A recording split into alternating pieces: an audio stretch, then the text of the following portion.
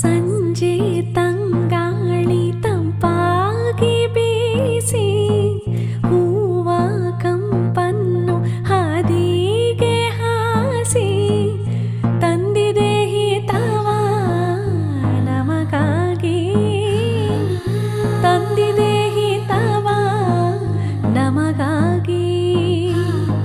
ಜೋಡಿ ಬಾನಾಡಿ ಮೇಲೆ ಹಾರಾಡಿ ತಿಲಾಡಿ ಹೋಲಾಡಿ ನಲಿವಂತೆ ನಾವು ಆಡೋಣ ಇನ್ನೇಕೆ ಬಾಚಿಂದೆ. ಜೀವ ಹೂವಾಗಿದೆ ಭಾವಜೇನಾಗಿದೆ ಬಾಳು